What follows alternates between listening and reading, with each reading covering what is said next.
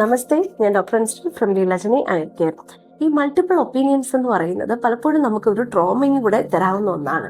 അത് നമ്മുടെ വർക്കിലായാലും നമ്മുടെ ജീവിതത്തിലായാലും എവിടെയായാലും, പ്രത്യേകിച്ചും പ്രസവാനന്തരം കഴിഞ്ഞിട്ടുള്ള സ്ത്രീകളിൽ.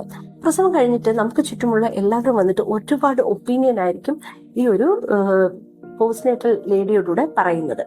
സോ ഇതെന്താന്ന് പറഞ്ഞാൽ, ഇതിൽ ഫസ്റ്റ് ഒരു കാര്യം എന്ന് പറഞ്ഞു കഴിഞ്ഞാൽ, വെള്ളം നമ്മൾ കുടിക്കാൻ പാടില്ല, വെള്ളം കുടിച്ചാൽ വയറ് ചാടും എന്നുള്ളത്, അതല്ലെങ്കിൽ പാല് നേർത്തതായി പോവാൻ ചാൻസ് ഉണ്ടാക്കും എന്നുള്ളത്. പക്ഷെ അങ്ങനൊന്നുമില്ല, നമുക്ക് ആവശ്യമായിട്ടുള്ള വെള്ളം കുടിക്കാം. അതുകൊണ്ട് മാത്രം വയറ് ചാടി പോവാനോ അല്ലെങ്കിൽ പാല് കുറഞ്ഞു പോവാനോ കാരണമാക്കുന്നില്ല. വെള്ളം കുടിക്കുമ്പോൾ അല്പാൽപ്പം കുടിക്കാനായിട്ട് ശ്രമിക്കുക. കഴിവതും ചെറുചൂട് വെള്ളം മാത്രം കുടിക്കാനായിട്ട് ശ്രദ്ധിക്കുക. മറ്റൊന്നെന്ന് പറയുമ്പോഴത്തേക്ക് വയറ് ചുറ്റി കെട്ടി വെക്കരുത് എന്നുള്ളൊരിത്. നമ്മളെ വയറ് ഒരുപാട് ടൈറ്റ് ആയിട്ടുള്ള ബാൻഡേജ് ഒക്കെ വെച്ച് ഒട്ടിക്കുവാണെങ്കിൽ പെട്ടെന്ന് വയറിലൊരു ഷേക്ക് വരാൻ ചാൻസ് ആക്കും. സോ അതല്ലാതെ തന്നെ നമ്മുടെ നാച്ചുറലി നമ്മുടെ അമ്മയുടെയോ മറ്റോ കോട്ടൺ സാരി അത് രണ്ടായിട്ട് കീറിയിട്ട് വയറ് നമ്മൾ ചെറുതായിട്ടൊന്ന് ചുറ്റി വെക്കുന്നത് കൊണ്ട് ഒരു പ്രശ്നം ഉണ്ടാവുന്നില്ല.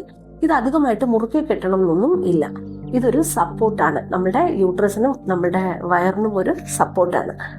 സോ നെക്സ്റ്റ് ക്വസ്റ്റ്യൻ എന്ന് പറഞ്ഞു കഴിഞ്ഞാൽ, അധികമായിട്ടുള്ള ചൂടുവെള്ളം നമ്മൾ ഉപയോഗിച്ചാൽ മാത്രമേ, വേദന ഉപയോഗിച്ചാൽ മാത്രമേ നമുക്ക് പെയിൻ മാറത്തുള്ളൂ, അതല്ലെന്നുണ്ടെങ്കിൽ വയറൊതുങ്ങത്തുള്ളൂ എന്നുള്ളത്. അങ്ങനൊന്നുമില്ല. അധികമായിട്ടുള്ള ചൂടുവെള്ളം പലപ്പോഴും ചിലർക്ക് അതൊരു ടെൻഷനും സ്ട്രെസ്സും ഒക്കെ ഉണ്ടാക്കാനായിട്ട് കാരണമാക്കും. അത്രയും ചൂടുവെള്ളത്തിന്റെ ഒന്നും ആവശ്യമില്ല. നമുക്ക് പറ്റുന്ന ബോഡിക്ക് യുക്തമായിട്ടുള്ള ചൂട് മാത്രം ഉപയോഗിച്ചാലേ മതി. മറ്റൊന്നെന്ന് പറയുമ്പോഴത്തേക്ക്, ആയുർവേദ ചികിത്സകൾ പാടില്ല, മുറിവ് പഴുക്കാനൊക്കെ കാരണമാക്കും എന്ന് പറയാറുണ്ട്. അങ്ങനൊന്നുമില്ല. ആയുർവേദ ചികിത്സ നമുക്ക് ചെയ്യാം. അതൊരു ഡോക്ടറിന്റെ നിർദ്ദേശപ്രകാരം മാത്രം ചെയ്യണം എന്നുള്ളതാണ് സത്യം. സി സെക്ഷൻ ചെയ്ത് കഴിഞ്ഞു കഴിഞ്ഞാൽ കംപ്ലീറ്റ് ആയിട്ട് റെസ്റ്റ് വേണം. നേരെ നീണ്ടു നിവർന്ന് കിടക്കണം. ചരിയാനോ മറിയാനോ ഒന്നും പാടില്ല. എപ്പോഴും കട്ടിലേ തന്നെ കിടക്കണം എന്നുള്ളൊരു ഇതുണ്ട്.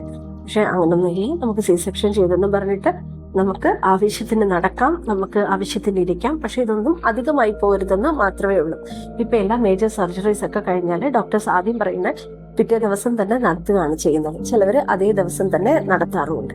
സോ ഇപ്പൊ അങ്ങനെ കണ്ടിന്യൂസ് കട്ടിലേക്ക് കിടക്കണം എന്നുള്ളൊരു ഒപ്പീനിയൻ ഇല്ല.